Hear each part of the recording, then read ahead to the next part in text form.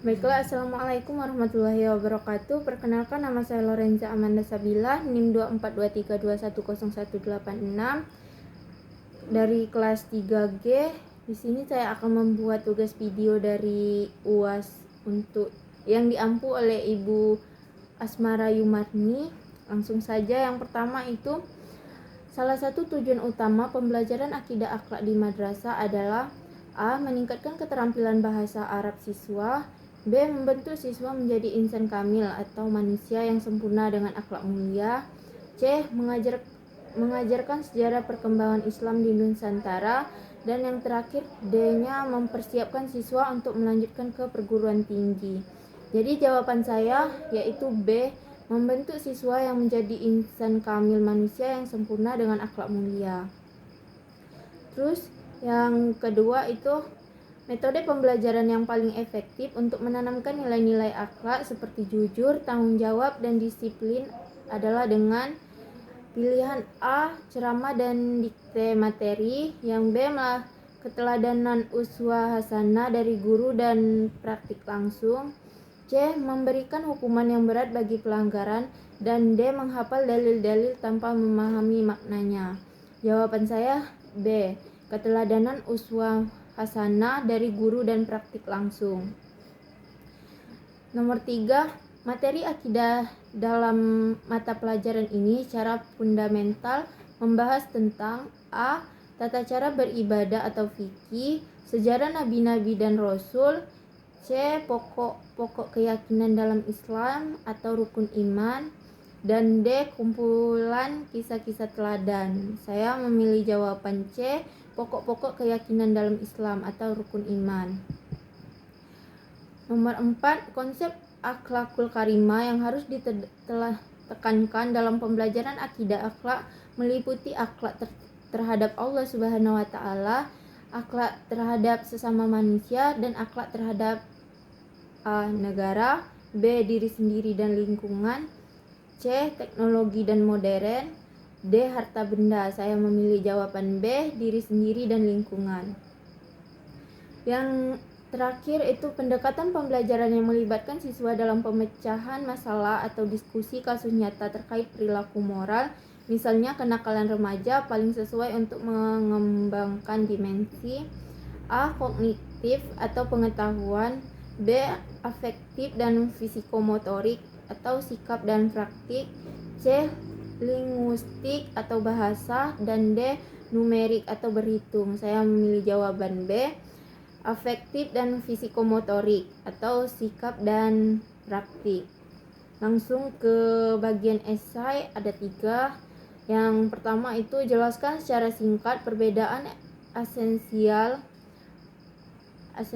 antara konsep akidah dan akhlak dalam ajaran Islam, serta bagaimana kedua konsep tersebut saling berkaitan dalam pembelajaran di madrasah.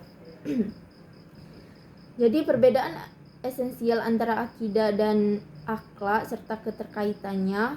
Akidah adalah pokok keyakinan dalam Islam yang berkaitan dengan iman kepada Allah, malaikat, kitab-kitab rasul, dan hari akhir dan takdir. Akidah berfungsi sebagai fondasi spiritual dan pedoman keyakinan seorang muslim. Akhlak adalah sikap, perilaku, dan karakter mulia yang diwujudkan dalam kehidupan sehari-hari, baik kepada Allah, sesama manusia, diri sendiri maupun lingkungan. Akhlak merupakan implementasi praktis dari keyakinan yang benar. Jadi keterkaitannya tuh dalam pembelajaran di madrasah, akidah menjadi dasar pembentuk akhlak. Siswa yang memiliki keyakinan yang benar akan lebih mudah menampilkan perilaku yang baik. Sementara itu, akhlak menjadi bukti nyata dari akidah siswa. Karena itu, pembelajaran akidah akhlak di madrasah menyatukan keduanya, memahami keyakinan atau kognitif dan mengaplikasikan akhlak atau afektif dan praktik. Yang kedua itu sebutkan dan jelaskan 3 metode pembelajaran akidah akhlak dengan akidah akhlak yang inovatif atau secara selain ceramah, dan berikan contoh penerapannya di kelas. 3 metode pembelajaran akidah akhlak yang inovatif dan contohnya tuh metode metode role model atau keteladanan uswah hasanah. Jadi guru menunjukkan langsung perilaku akhlak mulia seperti disiplin, jujur, dan sopan. Contohnya, guru datang tepat waktu, menyapa siswa dengan ramah, menunjukkan sikap sabar ketika mengajar, siswa menirunya melalui pembiasaan.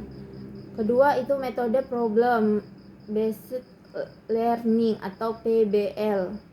Jadi siswa diajak menganalisis masalah akhlak nyata dan mencari solusi sesuai nilai Islam. Contohnya, guru memberi kasus tentang kenakalan remaja atau cyberbullying atau bully, lalu siswa berdiskusi mencari solusi Islami berdasarkan dalil atau nilai akhlak. Yang tiga itu metode project based learning atau PJBL. Jadi siswa membuat proyek yang menguatkan nilai akhlak melalui kegiatan nyata. Contohnya tuh proyek gerakan akhlak mulia.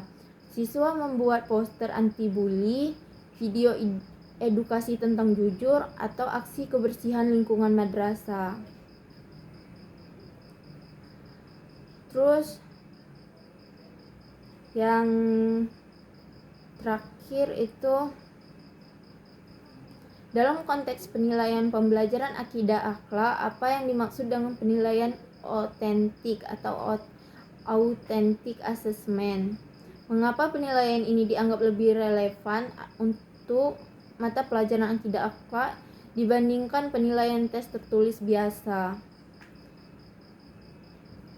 Jadi, penilaian otentik dan relevansi dalam akidah akhlak. Penilaian otentik adalah bentuk penilaian yang menilai kemampuan nyata siswa dalam kehidupan sehari-hari, baik aspek perilaku, sikap, keterampilan, maupun penerapan nilai akhlak, bukan hanya kemampuan menghafal.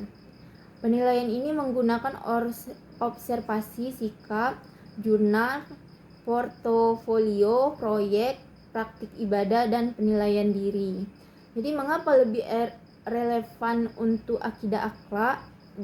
Yang pertama itu akidah akhlak tidak hanya mengukur pengetahuan tetapi juga sikap dan perilaku. Terus yang selanjutnya, nilai akhlak harus tampak dalam tindakan nyata, bukan sekedar jawaban tulisan. Terus yang selanjutnya, penilaian otentik dapat melihat keaslian karakter siswa, kejujuran, tanggung jawab, sopan santun, kedisiplinan, dan ibadah. Yang terakhir itu lebih sesuai dengan tujuan akidah akhlak, membentuk insan berakhlak mulia, bukan hanya pandai menghafal teori. Mungkin cukup sekian video dari saya, lebih dan kurangnya saya mohon maaf. Saya akhiri, wabillahi taufiq wal hidayah. Wassalamualaikum warahmatullahi wabarakatuh.